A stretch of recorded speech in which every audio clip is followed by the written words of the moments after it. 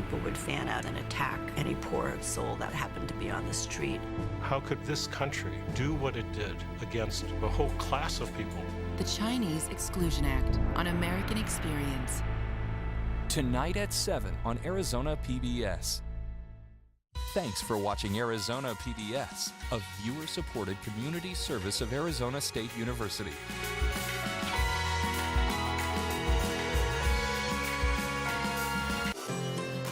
I love PBS. It's the nerd in me. I love Nova. I love Masterpiece. I love reruns of Downton Abbey. PBS is smart, very intelligent. I learn things. And they're speaking to millions of people and making them feel connected. That's astonishing. What's not to like?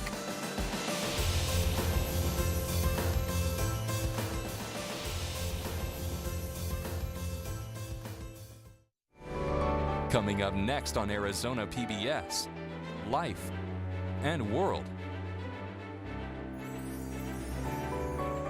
Hello, I'm Paula Kerger, President and CEO of PBS. I am so pleased to see the next generation of journalists emerging from the Walter Cronkite School of Journalism. Arizona PBS takes great pride in maintaining the highest standards of ethical journalism shared by national shows such as the PBS NewsHour, Washington Week in Review, and Frontline. From the issues facing this community to the challenges and opportunities across the country and around the globe, PBS will continue to be a leader in news and public affairs. From all of us at PBS, thank you for your support of Cronkite News.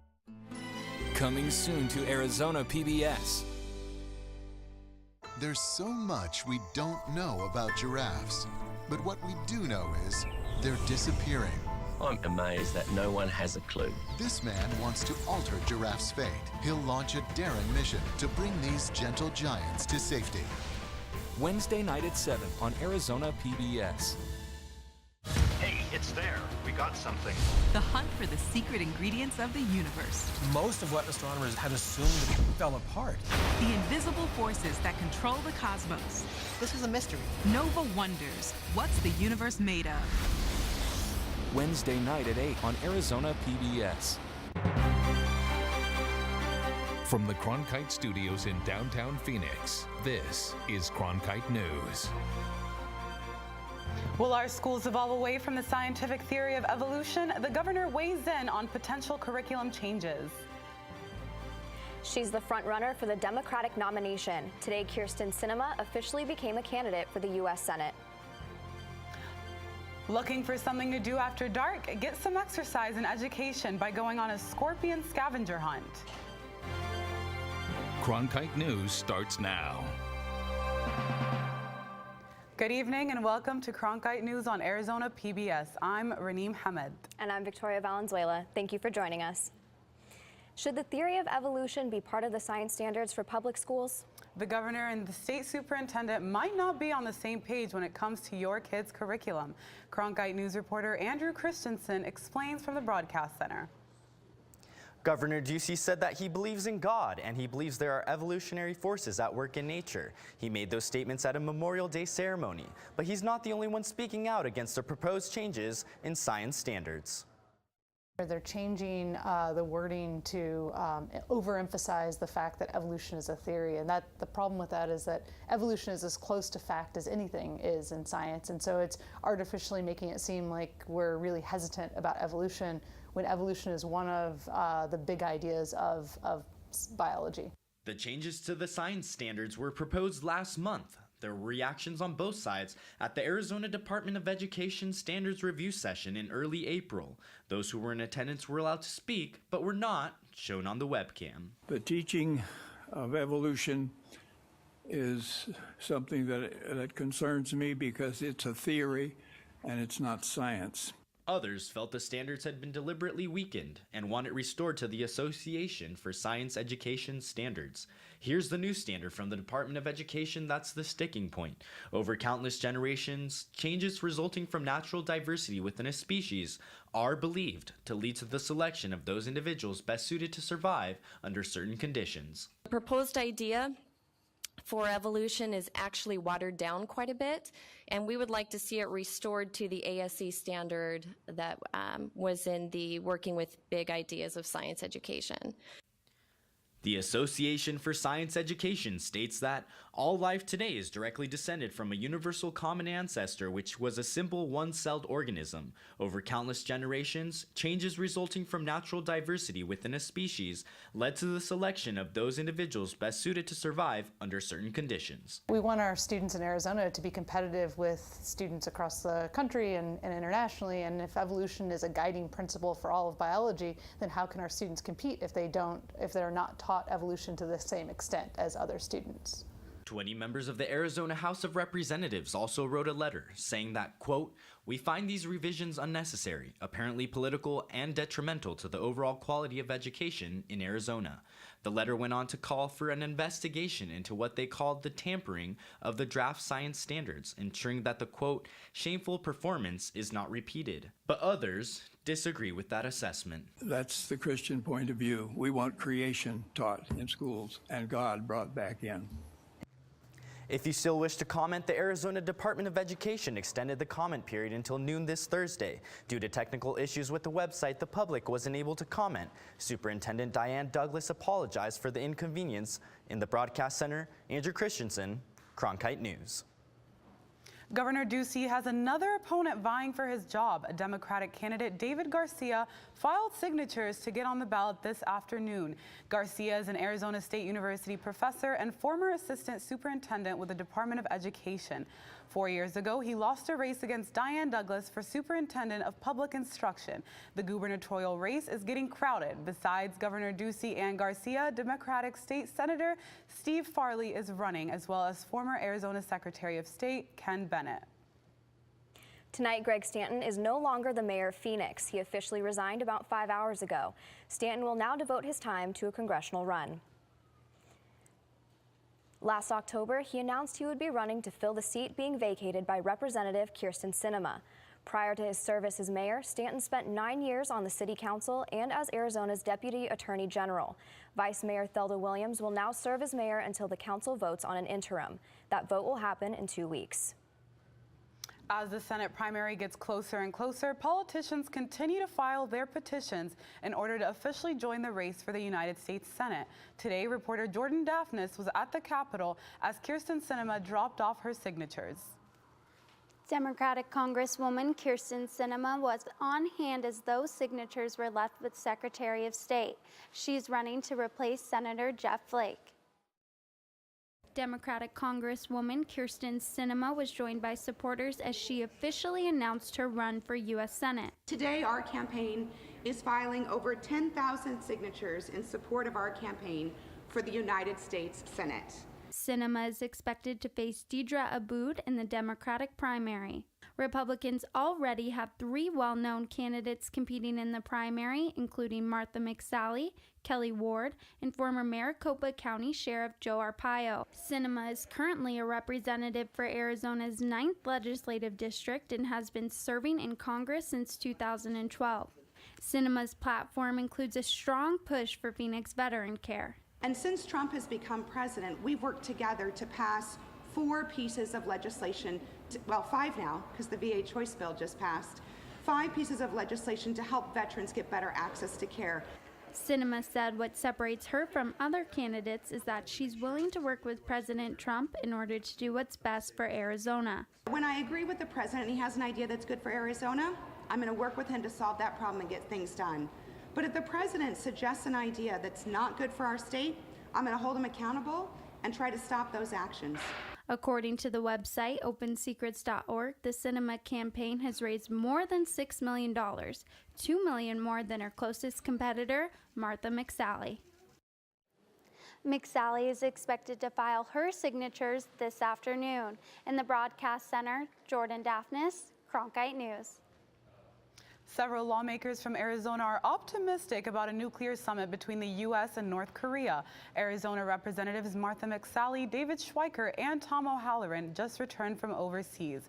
They visited the demilitarized zone that separates North and South Korea. The delegation believes peace can happen, but it's up to North Korea's dictator to commit to diplomacy. This morning, President Trump tweeted about North Korea, saying meetings are currently taking place concerning a nuclear summit. Arizona Senator Jeff Flake has his doubts about North Korean leader Kim Jong-un. Flake said this on NBC's Meet the Press. The North Koreans realize that total denuclearization on their part is not in their national interest. That's how they see it. I don't think the rest of us see it that way. If a nuclear summit does take place, it's likely to happen June 12th in Singapore. Starbucks stores across the state closed for hours today. Employees were taking part in mandatory anti-bias training. Over 8,000 Starbucks stores shut down for 3 hours to train workers.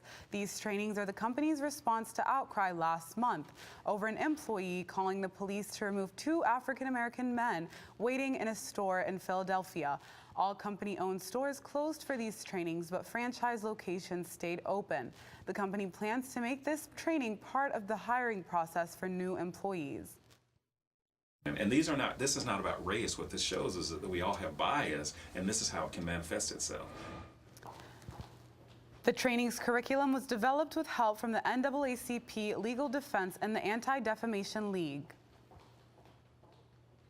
Millions of Americans celebrated our nation's hero last weekend, but one group paid tribute in a unique and loud way. Pat Pobletti has more from our Washington bureau. This may look like a typical motorcycle rally, but on Memorial Day weekend, thousands of bikers flocked to Washington, D.C. to be part of the earth-shaking ceremony known as Rolling Thunder. The event gives thousands of bikers, including Phoenix native Andrea Dexter, a unique opportunity to memorialize our nation's heroes. My uncle served in World War II, and we are in the nation's capital, so the whole memory of all the people that have served and given their life, that kind of thing is pretty strong.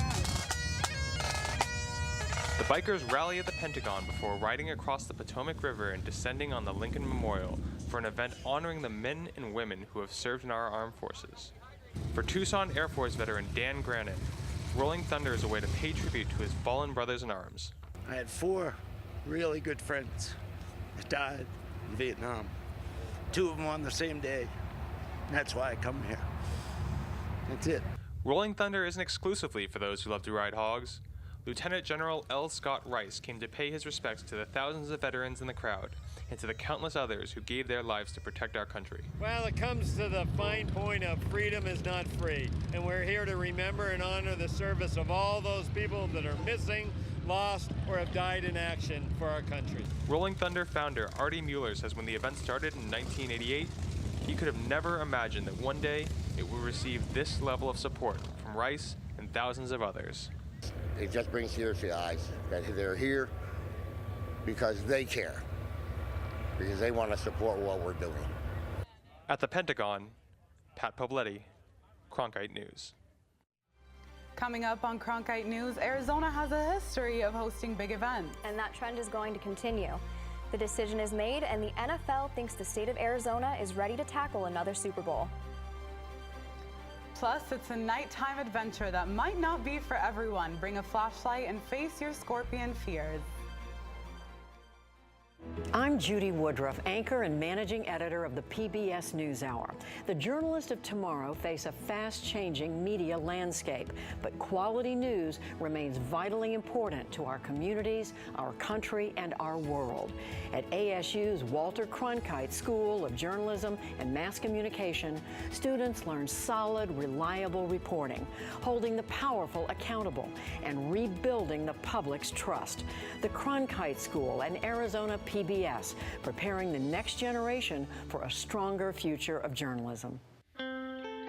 As journalists at Cronkite News, we report on stories that matter to you by focusing on the local impact. We dig deeper and work tirelessly to keep you informed. Live in Wickerburg. Live in Los Angeles. In Cleveland. In Washington. In Louisville. From Jerusalem. Live in Philadelphia. From around the world to right here in Phoenix. At Cronkite News, we report the facts and stick to the truth.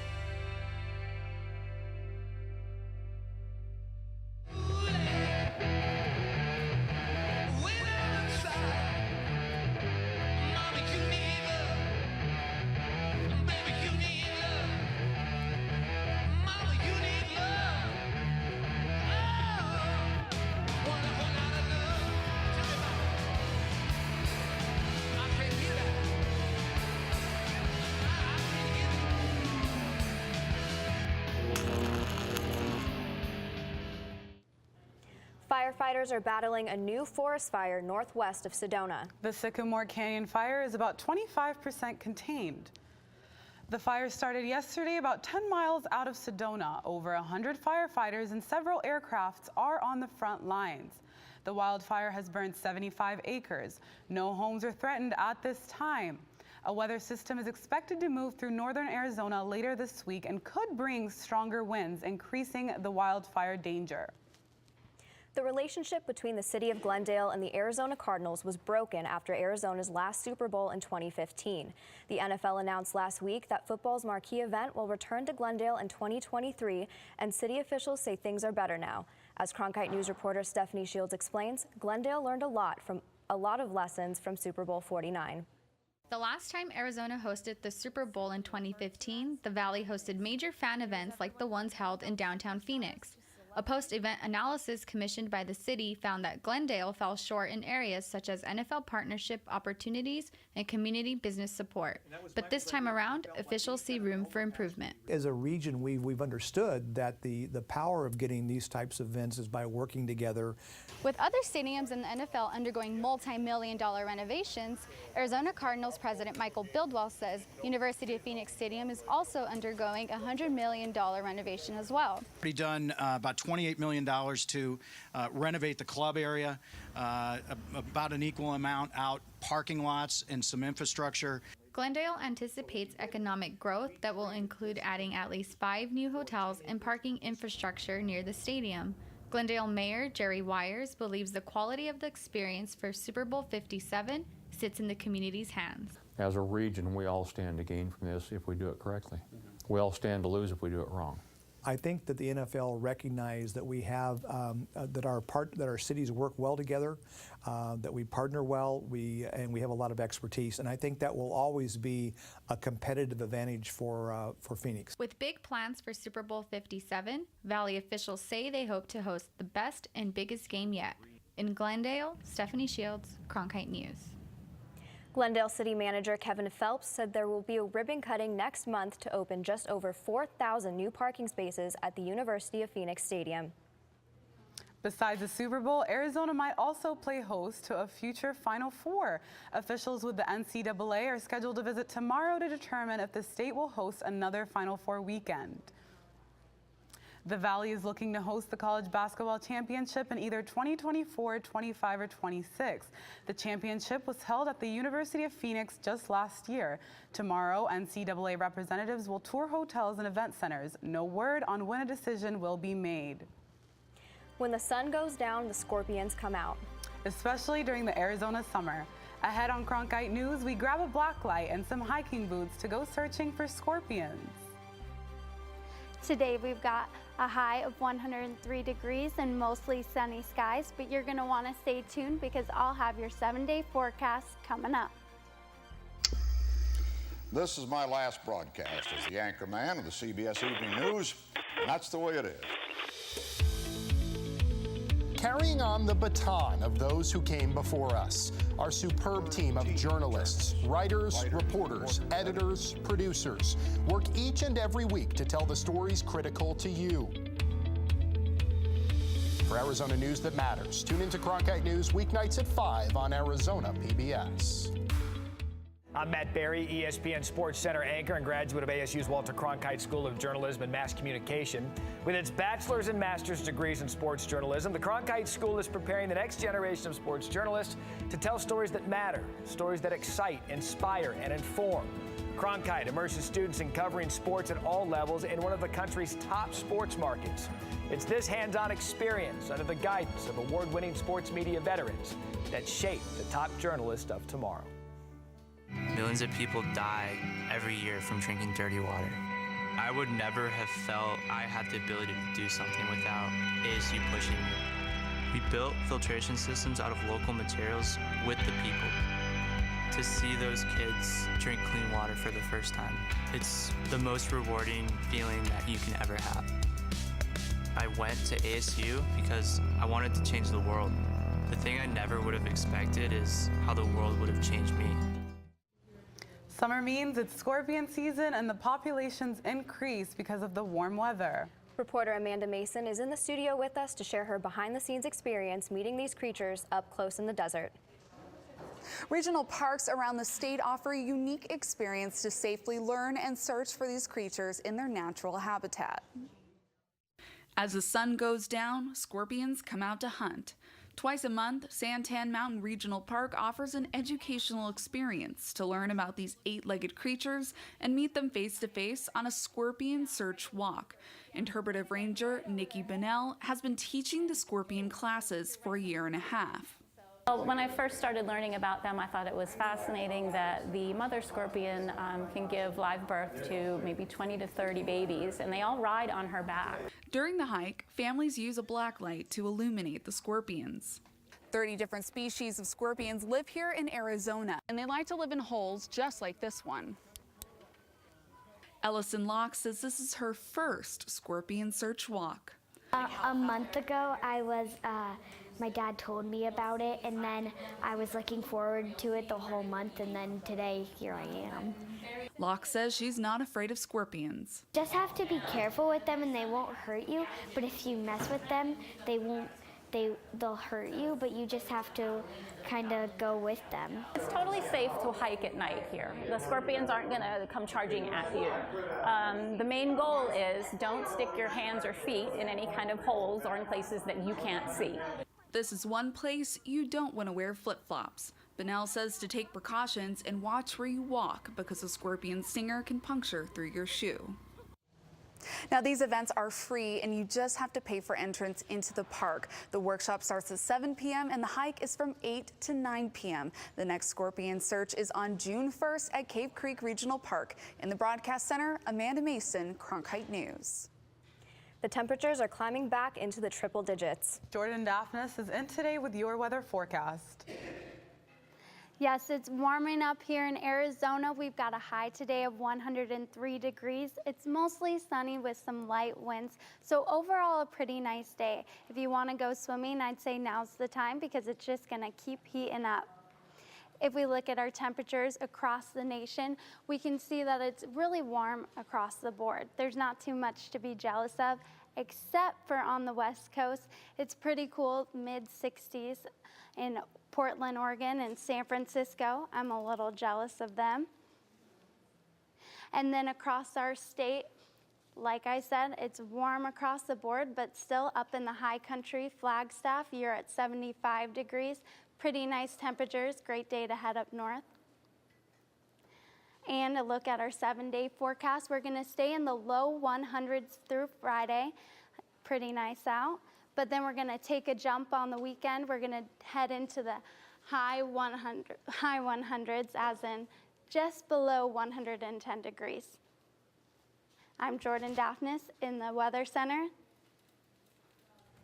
Still to come on Cronkite News, something big is coming to the Valley. It's a new place for you to enjoy our perfect weather. Ground is finally broken on a $100 million project that has something for everyone.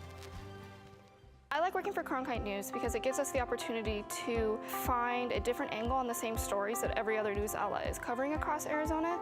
As students, we have the opportunity to cover issues in all across the state of Arizona. Gives me a good chance to sharpen my skills, improve my skills, learn the techniques in a newsroom and in the programs and teamwork and technology, getting me prepared for the real world. And at the same time, I think we do a great job, make some great stories, do great journalism for the city of Phoenix and the state of Arizona. I'm Ted Simons, host and managing editor of Arizona Horizon. Join us each weekday at 5:30 and 10 as we bring you the top newsmakers who impact the state. We cover the stories in depth that shape and affect our local communities, and we take the time to ensure that all voices are equally heard. For more than 30 years, Arizona Horizon has been your voice and your source for what matters most, right here on Arizona PBS. If you're looking for one show that tells you what happened that day in the world of business, it's NBR. We saw a classic shipwreck. Nordstrom's opening stores. Triple-digit gains. Crude climbs. We're there to help our audience find new investment ideas. The market still has room to go up. Nightly Business Report is the longest-running business television program in history. weeknights at 10:30 on Arizona PBS. Santa Fe High School students returned to school for the first time since the deadly shooting on May 18th. The community came together this morning to support the students as they arrived on campus. According to CNN, the school district has provided more officers at the high school and offered counseling resources for the students and faculty. A new video game called Active Shooter will allow players to act as school shooters. The game will be available for download on Steam, a digital distribution platform for video games. A mother in Washington has started a petition to get the game removed from Steam. She already has over 100,000 signatures since posting the petition 4 days ago. Groundbreaking happened this morning on a huge project in the East Valley. A giant regional park is going up in Gilbert. The groundbreaking was near Queen Creek and Higley Roads. The town of Gilbert hopes to open phase 1 of the park in about 16 months. The park will eventually be over 250 acres and will include pools, a splash pad, basketball, baseball, and tennis courts. It comes with a $100 million price tag and could take 10 years to fully complete. This summer, the town council will decide on an official name for the park. It began with the Roaring 20s and, except for a few years during wartime, has been an annual tradition for students from around the country, competing in the Scripps National Spelling Bee. Danny Coble in our Washington bureau was on hand for the start of this year's competition. 8 Arizona students today arrived at National Harbor to take on the 3-day nerve-wracking Scripps National Spelling Bee. Pastrella. Pastrella. Pastrella.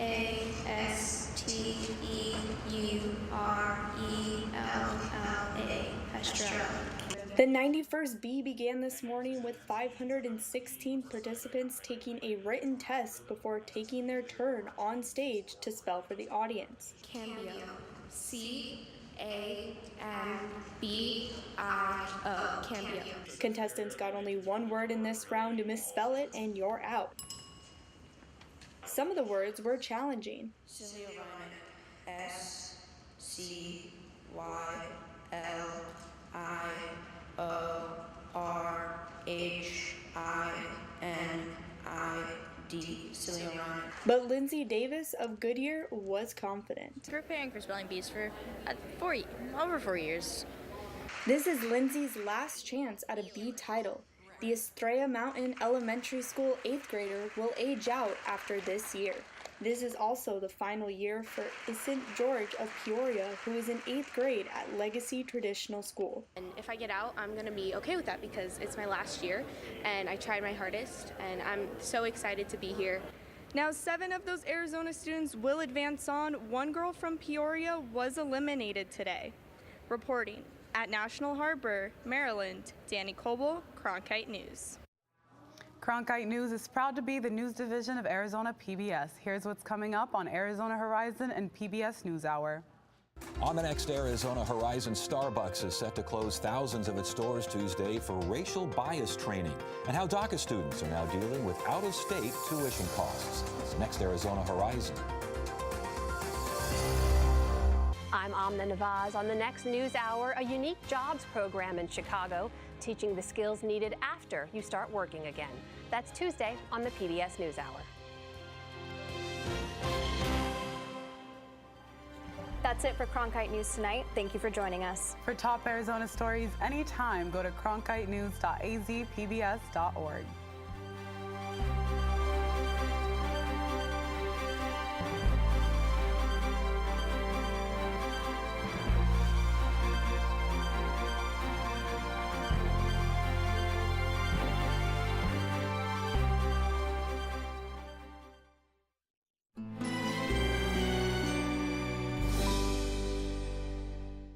Violent MS-13 gang for machete Police have attacks. uncovered human remains. If you're an MS-13 gang member, take a look behind me. For every person here, there's 10 more. Major crackdown. They say, we're taking the boy, we're government. We have seen a significant number of MS-13 gang members who entered the United States as unaccompanied minors. Anyone can be labeled and cause them to be detained and their civil rights to be violated. And these are children. Tonight at 9 on Arizona PBS.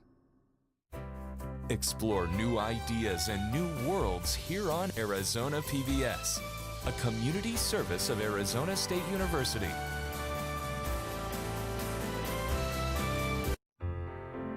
Arizona PBS deeply appreciates every gift we receive, and we are proud to honor our Executive Society. These supporters believe in the mission of public television and are making a real impact in our community. If you would like to join the Executive Society, please call the number below or log on to azpbs.org to join. Thank you.